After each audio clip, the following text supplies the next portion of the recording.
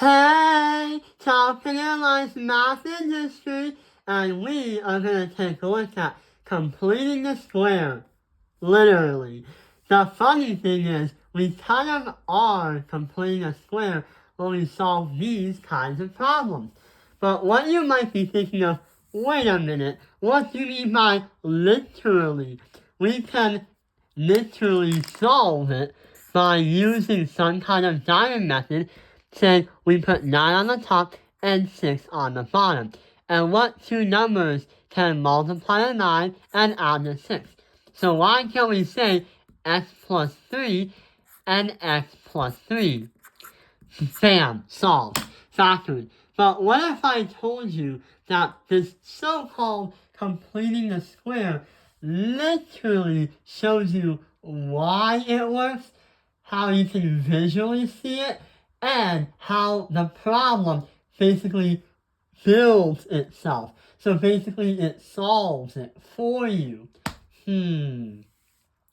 So instead of just factoring just like what we just did, it's nice to kind of just get to the answer, but how do we get to that answer? How do we know and how do we show others what we did? Because clearly it just shows like poof, puff, abracadabra.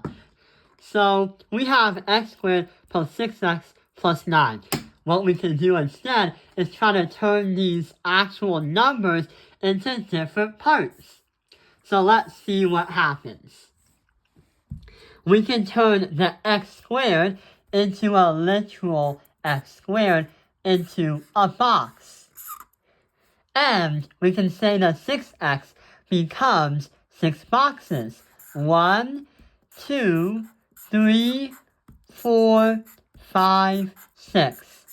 So we have x, x, x, x, x, and x. And the last part is 9. But instead of saying a giant number 9, we're going to put 1, 2, 3, 4, 5, 6, 7, 8, 9. And literally put them in boxes.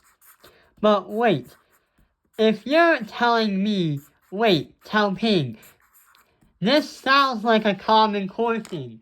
Well, the US government wanted something where students can show their work and not just memorize steps.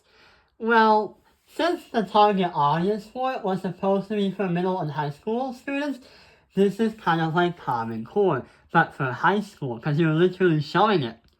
But how do we arrange these boxes so they look like these right here? Let's try and go into a diagram. The first thing the problem said was to put the x squared around right here. So that gigantic x squared is going to be shown right at the top left. And the other idea is we're trying to factor so there are two different objects on the field when they're fully factored. So we can say 6 divided that by 2 is going to be 3. So that means 3 of these are going to be on one part, and 3 of these are going to be on the other part. But when you arrange them into boxes, like packages, you're going to say x, x, and x, saying 1, 2, 3. And on the other part, you have x, x, and x, also known as 1, 2, 3. Now here comes the easy part. We already used the gigantic boxes and the medium boxes, but what about the tiny ones that has 1, 1, 1, 1, 1, 1, 1, 1?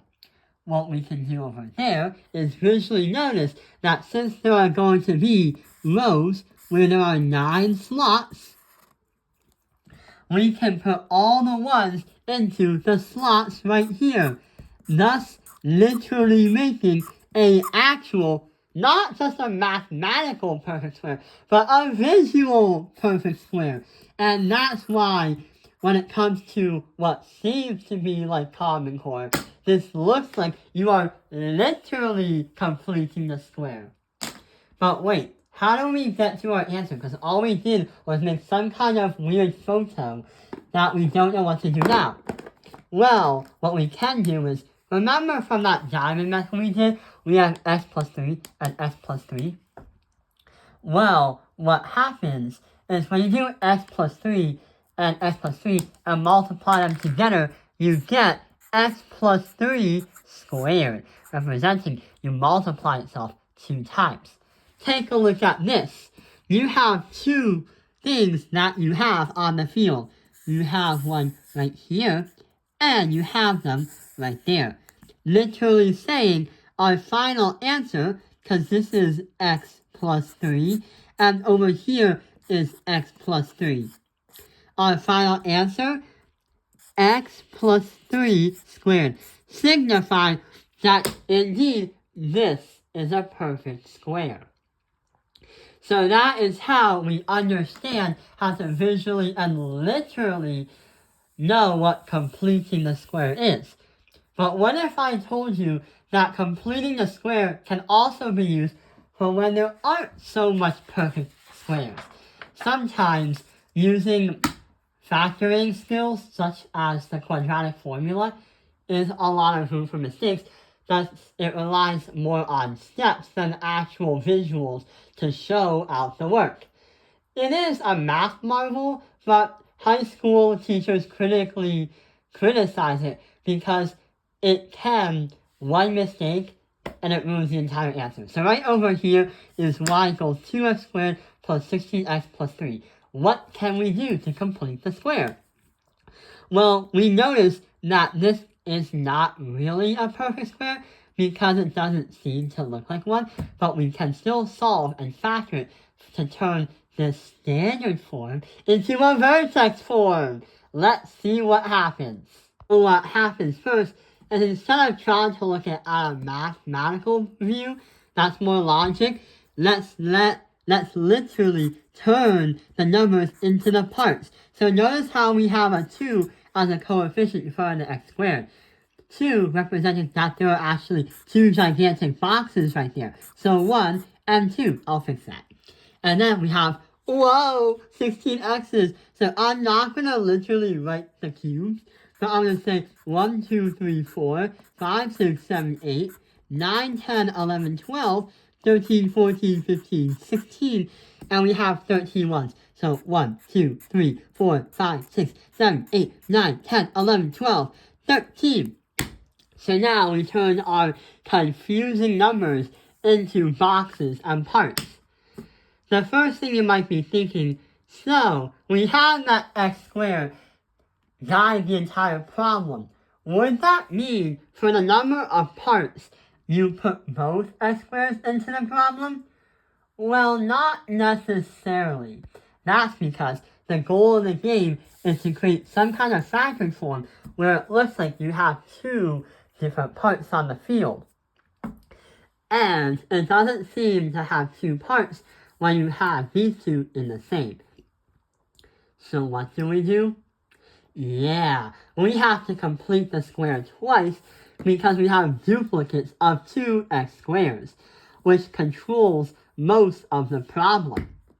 So here's what happens. You have, let's get another sheet of paper. You have, let's focus on the first one. You have x squared as a cube on the top left. And since there are two of them, we have to divide this part by 2. Don't matter about the 13, because the c value or the ones are going to be what we fill in the bottom part, just like the one right there. Just like the one right there. So, we have to split this in 2. But since we split that in 2, we have to go this way and that way. So we have to split it in 2 again. So what happens is one row or one set is going to go on the top, and the other row and the other set is going to go on the bottom.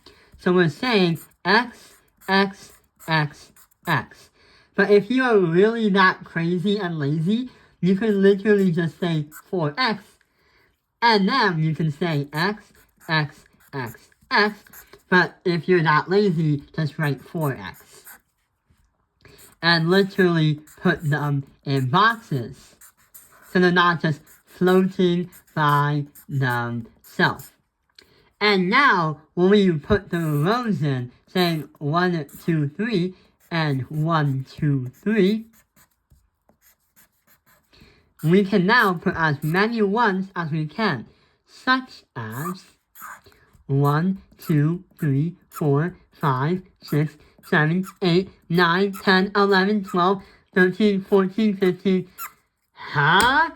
16? But there's only 13 ones.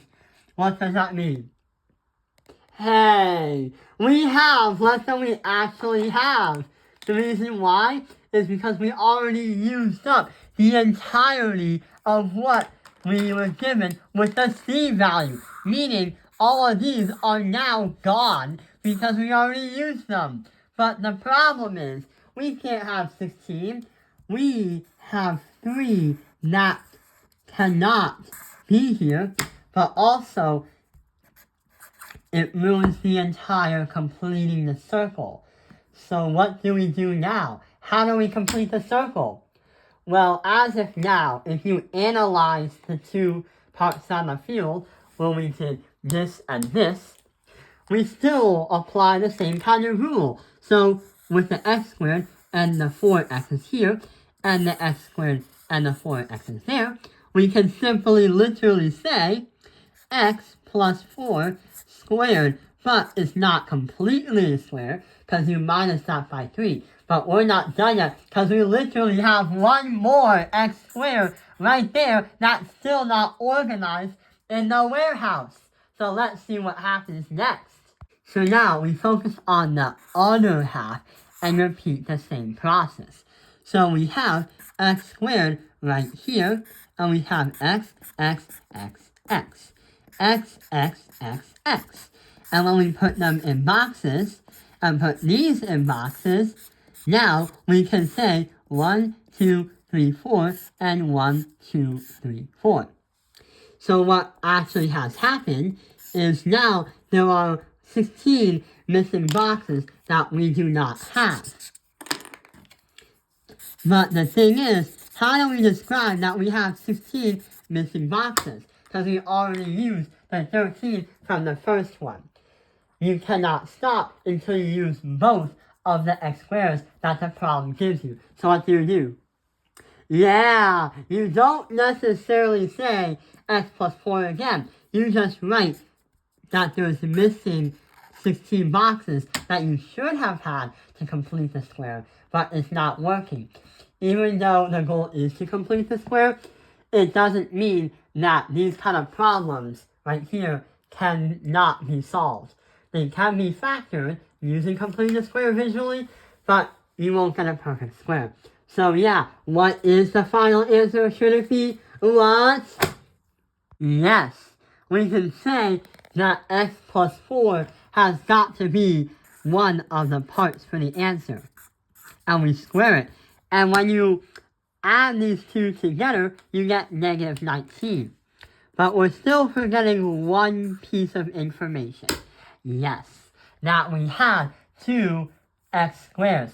Therefore, we are going to have a final answer of y equals 2 times x plus 4 squared minus 19. In its vertex form. So yeah, that is how we literally and fair and square complete the square. I hope this video has helped you understand completing the square literally. Thank you for watching Top Analyze Math Industry. Like and subscribe.